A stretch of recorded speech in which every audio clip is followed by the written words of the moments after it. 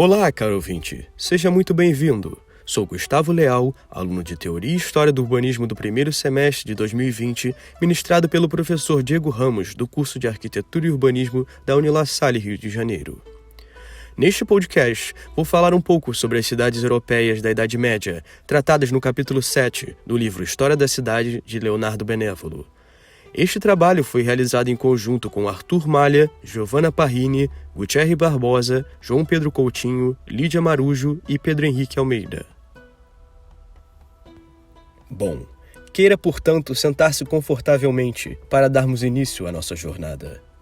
Primeiro, vou analisar o panorama da Europa por volta do século V, que é quando comumente determina-se o início da Idade Média. O declínio e queda do Império Romano do Ocidente é o maior evento que antecede esse período. Os motivos mais aceitos pelos historiadores a respeito da queda de Roma estão atrelados a problemas internos de governo e a organização social-militar, e também as constantes invasões dos chamados povos bárbaros, que, pasmem, não tem nada a ver com homens de barbas volumosos e elmos com chifres, extremamente brutos e violentos. Essa é uma visão deixada mais pelo povo viking, mas nem é também uma verdade absoluta. Na verdade, os povos bárbaros, entre eles os vikings, eram uma série de povos vindos em sua maioria do norte da Europa, que não falavam o idioma do Império Romano, e por isso eram taxados de bárbaros. Um dos marcos da queda é o saque de Roma no ano de 410 pelos godos. Os séculos que se sucedem à queda do Império Romano são marcados por grande instabilidade, ao passo que alguns povos bárbaros vão se estabilizando no continente europeu, outros ainda continuam a invadir. Ocorrem também tentativas de conquista árabe pelo Mediterrâneo. Tudo isso ocorrendo simultaneamente, uma verdadeira bagunça medieval. Todo esse quadro leva as antigas cidades clássicas romanas às ruínas e ocorre uma dispersão da população pelo campo.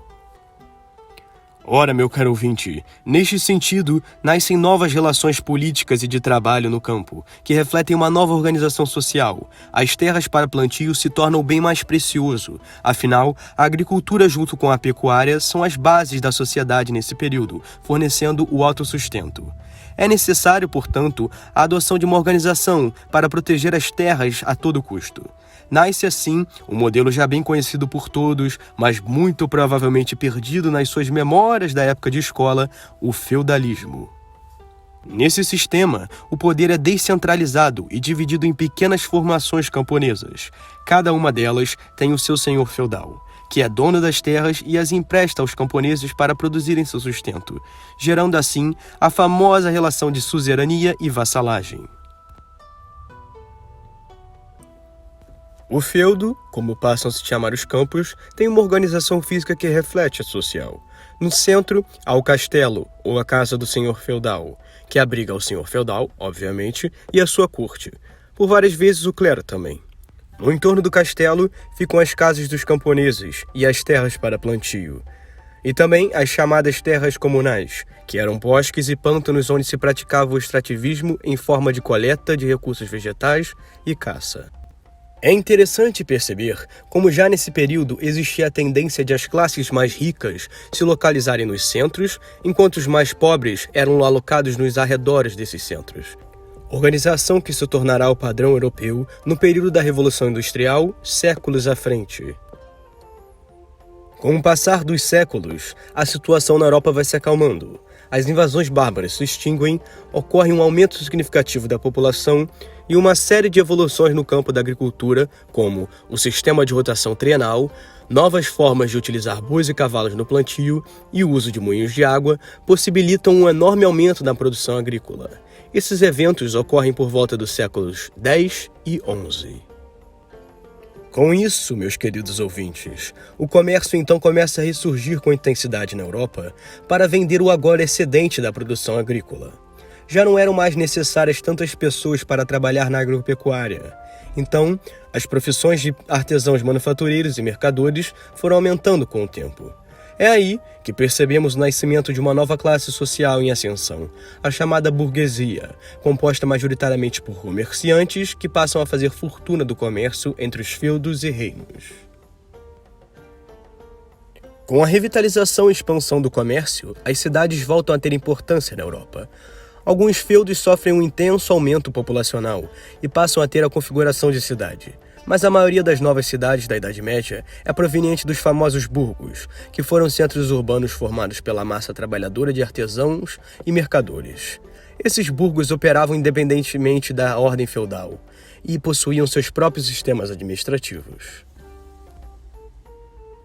Falando agora especificamente da organização das suas cidades, é importante entendermos que ela acontece de forma fluida, sem nenhum tipo de modelo formal, como nas antigas cidades gregas e romanas. Elas simplesmente ocorrem, seguindo as formas geográficas e os desejos momentâneos de seus habitantes. A cidade é composta por uma rede de ruas irregulares, divididas apenas em artérias principais e suas ramificações. As praças não são recintos independentes, mas sim largos ligados estreitamente às ruas que para elas convergem. As casas da cidade medieval possuem muitos andares. Para aproveitar ao máximo o espaço dentro dos muros, suas fachadas funcionam como delimitantes das ruas, compondo-se ao ambiente. Assim como nos feudos, o centro da cidade é ocupado pelas classes mais abastadas, em especial a nobreza, a alta burguesia e o clero, enquanto os pobres ocupam a periferia. Nesse centro, são construídas altas edificações que marcam o poder dessas classes dominantes, como a torre do Palácio Municipal, os campanários e os embórios. Pode-se fazer um paralelo interessante entre a organização das cidades medievais e a organização das favelas e assentamentos atuais. Nota-se em ambos a mesma fluidez da composição, sem uma lei organizadora e a prevalência das necessidades imediatas acima de uma estética pré-pensada. Agora, caro ouvinte, vamos tomar como exemplo 5 cidades da Europa medieval e descrevê-las mais detalhadamente para analisar algumas de suas peculiaridades.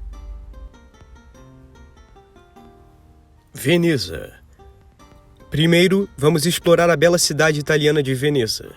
Bom, para fugir das invasões bárbaras que entravam na Itália através dos Alpes Julianos, os habitantes da planície veneziana se refugiaram no meio da Laguna Maior, entre a foz do rio Brenta e a do rio Piave. Veneza emerge da laguna com o seu contorno inconfundível, em forma de golfinho. A cidade já teria sua forma definida ao fim do século XI e permaneceu quase inalterada em todos os mapas sucessivos, desde o mais antigo de 1346 até os mapas mais modernos. Veneza se configurou em meio a vários canais que, convergindo entre si, desembocam no mar aberto. O principal deles é o Canal Grande, que percorre o interior da cidade em forma de um S bem pronunciado. Na foz do canal se encontra a Basílica de São Marcos, que é o centro político da cidade. E na outra metade de sua extensão, o Mercado de Rialto, seu centro comercial, com a única ponte sobre o canal na época.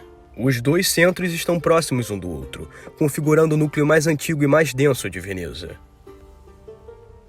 Através da rede de canais secundários, ocorre o tráfego de pessoas e mercadorias. Nelas se distinguem outros centros menores, as igrejas paroquiais e os espaços abertos, denominados campos. Na zona mais próxima ao mar, se sobressai o recinto do arsenal, o estaleiro do Estado, onde se constroem os navios. A posição geográfica da cidade contribuiu imensamente para que ela viesse a se tornar o centro comercial intermediário entre o Oriente e o Ocidente da Europa medieval. Sua importância e posto de cidade soberana perdura até o ano de 1797, caindo sob o domínio dos franceses, dos austríacos e dos italianos. A cidade sofre uma série de alterações. A Praça de São Marcos é completada, constrói-se novas pontes, um novo porto. As necessidades que surgem com as transformações tecnológicas do século XIX e XX culminam numa crise da cidade. Alterando o equilíbrio do ambiente lagunar, as marés mais frequentes e mais altas passam a alagar Veneza. A fumaça das indústrias desagrega os mármores e enegrece as pinturas. Os canais feitos para os grandes navios de carga mudam a circulação das águas da laguna. Atualmente, tenta-se recuperar a cidade, seus monumentos, casas e habitantes, em meio às técnicas e exigências modernas. Bom, você já aprendeu sobre Veneza. Agora vamos entrar no contexto de desenvolvimento de Bruges. Podemos dizer que ela era a maior cidade mercante na Europa transalpina, desenvolvida ao redor de um castelo fortificado, depois conhecido como Oldenburg, o Velho Burgo, e da igreja de São Bonatiano. A localização era favorável ao comércio, porque o rio deságua em uma região do mar que penetra na terra firme. Com isso, no ano de 915, compõe-se a primeira feira, E no século XI, Brugge se torna uma cidade livre, devido ao crescimento da população e criando então um segundo muro para cercar a região. E pode ir se acostumando, porque vamos falar muito em muros ainda. Mas, voltando, gostaria de dizer que, após uma tempestade, surge um golfo amplo e profundo, o Zwin, próximo à costa da cidade, onde é feito um novo anteporto, o Dam, e é construído um canal para ligar ele à cidade e ao rio Rei. Assim, os grandes navios vão apenas até Dam e os barcos menores transportavam a carga até o centro. Então, Bruges continua crescendo durante o século XIII e se torna porto principal entre a Europa e o Mar do Norte. Em 1274 é feito o Tratado de Montreuil, sendo obrigatória a passagem por Bruges das exportações de lã em direção ao continente, intensificando então as trocas comerciais da região e expandindo a cidade. Um fato é que o centro da vida da cidade, que é a Grande Praça, permanece. Porém, a Nova Rail, ou Water Rail, um edifício em que os navios podem entrar para carregar ou descarregar mercadorias, foi demolido no final do século XVIII, onde no século XIX foi construído o Palácio do Governo Provincial. Na segunda metade do século XIII, são reconstruídas as duas igrejas principais, São Salvador e Notre-Dame. E no final do século, uma parte da renda municipal é destinada às obras públicas, para pavimentação, construção de muros, abastecimento de água. Além disso, é criada uma série de regulamentações para a construção dos edifícios privados. A cidade passa por vários períodos de construção de fortificações no seu arredor, porém, em 1782 são definitivamente destruídos. O porto de Bruges é o ponto de chegada mais importante do comércio oceânico europeu, mas o Zwin estava sendo assoreado. Então, o anteporto teve que ser levado de Edam para Sluis. Mas depois de mais outras adversidades, o curso até Bruges se tornou inseguro e as mercadorias passaram a chegar por via terrestre, aumentando seus custos. Além disso, o porto de Sluis também se torna inacessível aos grandes navios, e em conjunto com a concorrência das outras cidades, que garantem a liberdade comercial aos mercadores, gerando uma diminuição da importância do mercado de Bruges. Com isso, o imperador Maximiliano incentiva os mercadores estrangeiros a se transferirem para Antuérpia, tirando o foco do comércio de Bruges e tornando ela uma tranquila cidade de província. E isso, obviamente, gerou uma grande redução do número de habitantes, deixando a cidade, que antes era efervescente, mais vazia e calma. Atualmente, meu caro ouvinte, podemos ver que a cidade está tentando se modernizar, restaurando o patrimônio das edificações antigas e adaptando elas para a atualidade, sem destruir a história tão presente na arquitetura local. Se puder algum dia, coloque Bruges em seu roteiro de viagens, para vivenciar essa história toda. Garanto que não vai se arrepender. Bolonha. Saindo de Bruges, vamos agora olhar para Bolonha. Escolhida para se tornar colônia do Império Romano, 3.000 famílias foram enviadas para lá. Com o passar do tempo, a cidade foi crescendo, chegando até 800.000 metros quadrados, o equivalente a 4 Maracanãs, se tornando então uma das maiores cidades do norte da Itália. O Império Romano caiu. As cidades ficaram em ruínas, porém a parte oriental de Bolonha, talvez por ser mais nova, permaneceu de pé. Era chamada de Cidade das Quatro Cruzes, pois possuía um cinturão de muros e 4 portas de entrada. Este permaneceu como o coração da futura cidade medieval. Um tempo depois, os principais monumentos seriam construídos: a Catedral, o Palácio Público, o Palácio do Rei Enzo, São Petrônio, tudo em volta do retângulo da Praça Maior, como a malha de um tabuleiro romano. Imediatamente, fora da Porta Oriental, se instalam os longobardos, num subúrbio independente, com um novo cinturão de muros semicircular. Com o aumento da população, a catedral que se encontrava fora dos muros é transportada, entre aspas, para o interior. Em 1088, é fundada a mais antiga universidade da Europa. No século seguinte, em 1115, a condessa Matilde de Canossa morre e forma-se a Comuna Bolonhesa, fundindo as duas cidades, Longobarda e Latina, numa só. Um novo cinturão de muros é erguido abrangendo os novos subúrbios, ao leste e ao sul.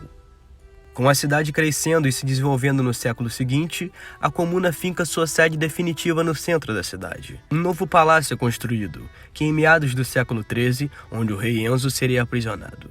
Ela continua se estendendo por todos os lados. Novos subúrbios surgem. Os dominicanos, uma ordem religiosa, constroem uma igreja moderna, seguindo o modelo gótico internacional. Para defender essa cidade que vem crescendo, um novo cinturão de muros é construído. Sim, meus amigos, mais muros. No século XV, um escultor, Jacopo della Quercia, é chamado para decorar a porta principal de São Petrônio, com os famosos relevos de mármore marcando o início da Renascença.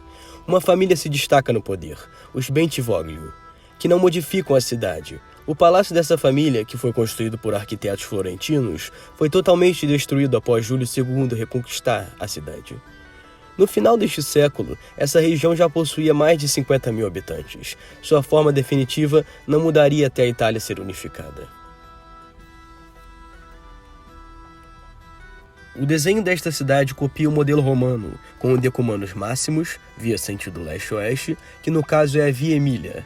Nas duas portas de saída da via, 2 leques se abriam. Estes determinaram os subúrbios da cidade e os raios deste leque são cortados pelo terceiro cinturão de muros, demonstrando que a cidade crescia sob as pressões do desenvolvimento interno. Quase todas as ruas da cidade eram circundadas por pórticos, e uma determinação comunal estabelecia a altura não inferior a 7 pés, ou 2,66 metros. Esses pórticos, que inicialmente eram de madeira, foram substituídos posteriormente por pedra. Os grandes números de torres vêm da quantidade de famílias nobres, geralmente dentro do primeiro cinturão de muros. Numa parte da cidade se vê muitos canais, que serviam para transporte de mercadoria e para mover moinhos. Hoje, muitos foram cobertos. Nas partes entre os raios das ruas ficam vastos campos verdes para cultivo ou jardinagem.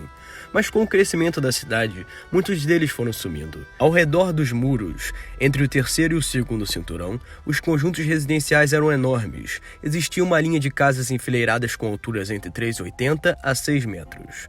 Cada casa tem uma horta e o conjunto de hortas forma um amplo espaço verde no centro desses terrenos. Após o final do século XVIII, Bolonha passou a crescer fora dos muros. Uma linha ferroviária foi construída e no nosso século foi construída uma rede de autoestradas, novamente sendo escolhida como nó de distribuição. Nuremberg. Vamos para a nossa penúltima cidade, que é Nuremberg. Nuremberg foi fundada pelo imperador Henrique III em 1040.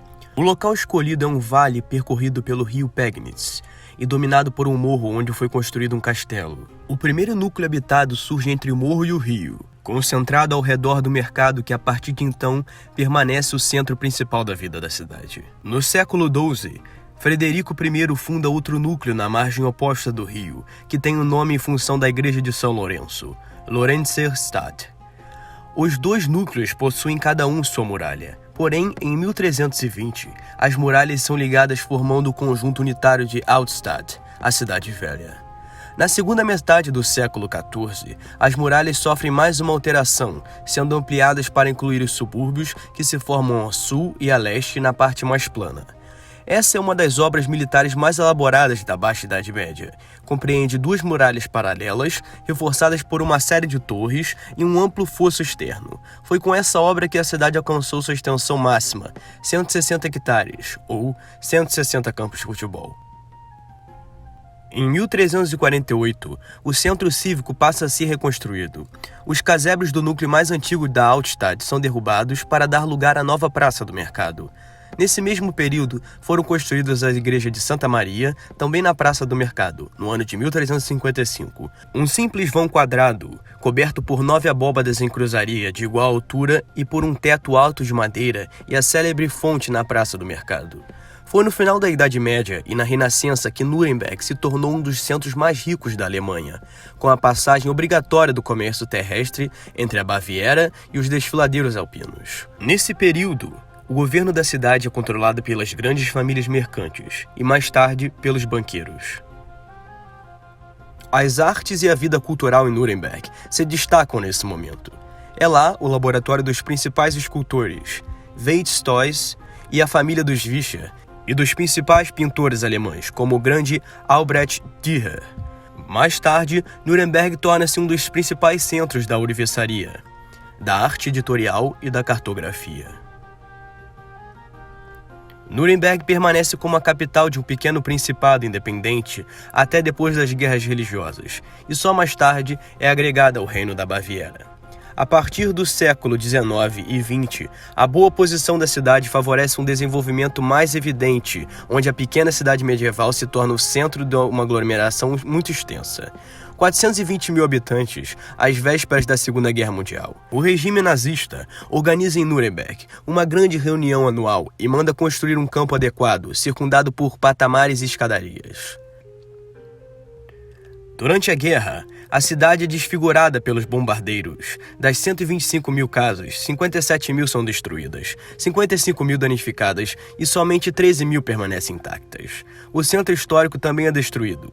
Nesse cenário, entre 1945 e 46, acontece o processo dos altos dirigentes nazistas perante um tribunal formado pelos aliados.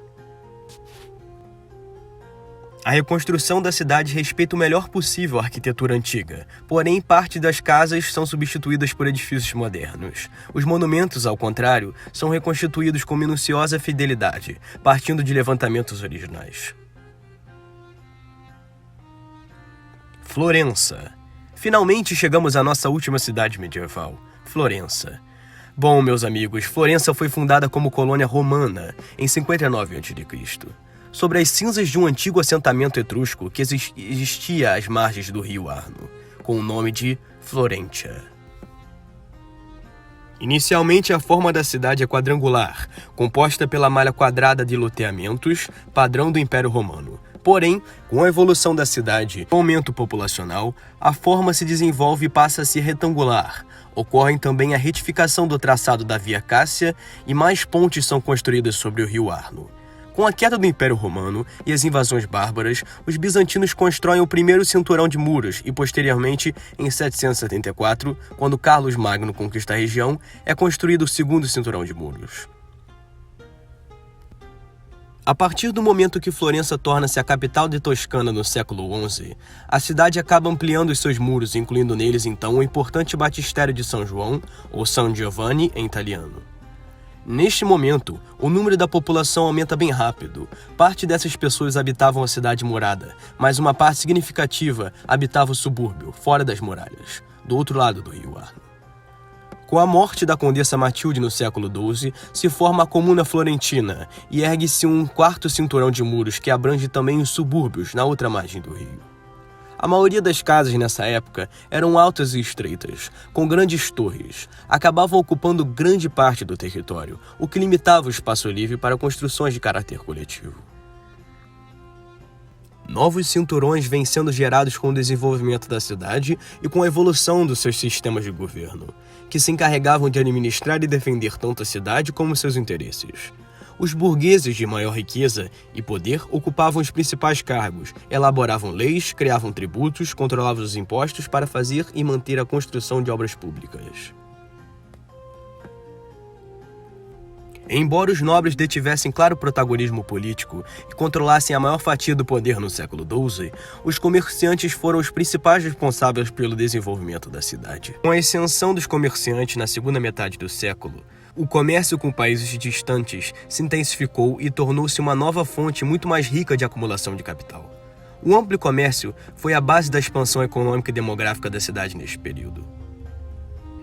Neste século, regularizam as ruas, limite de alturas e recuos para as edificações. 3 novas pontes são construídas. Os conventos se desenvolvem com centros de bairros com praças abertas, onde existem reuniões e missas. As igrejas seguem uma rigorosa disciplina estilística, os modelos romanos e cristãos. No decorrer das décadas seguintes, é de se notar um rápido desenvolvimento na cidade. Florença transforma-se no centro econômico mais importante da Europa. Chega ao auge de seu desenvolvimento econômico e demográfico. Com o contínuo aumento da população, foi necessário construir novos muros, ampliando a área protegida para 5 vezes o tamanho anterior. Com o intuito de demonstrar real imponência, surge a ideia da construção de 2 edifícios que simbolizassem a riqueza e poder da cidade: a nova catedral e o Palazzo della Signoria. Sendo assim, uma figura importante nessa época de mudanças é o Arnolfo de Cambio. Na imagem, vemos o mapa do centro de Florença, com as modificações e as respectivas mudanças nas fotos espalhadas ao redor.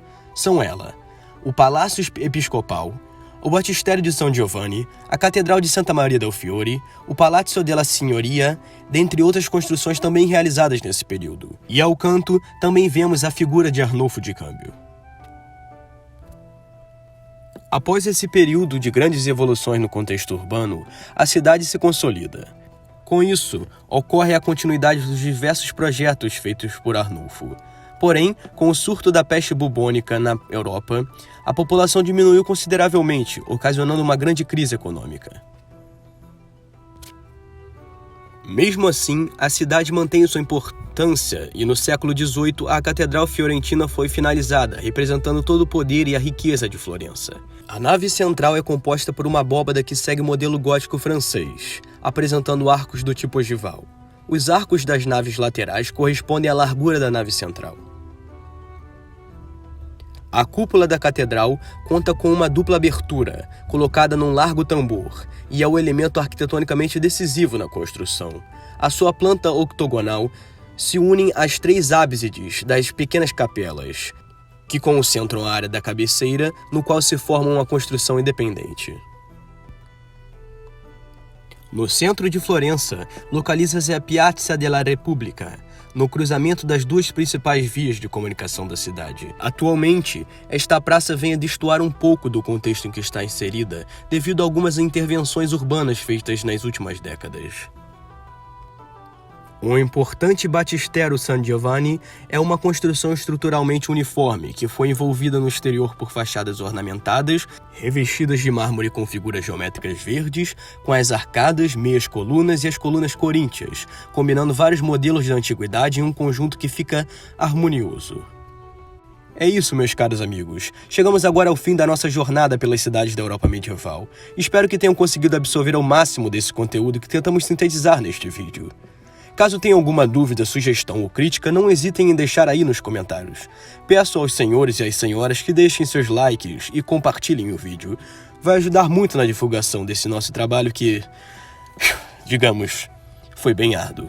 Recomendo também que vocês assistam o nosso outro vídeo, falando sobre o capítulo 8 do livro Histórias da Cidade, sobre a cultura da Renascença. É isso, um forte abraço e nos vemos na próxima.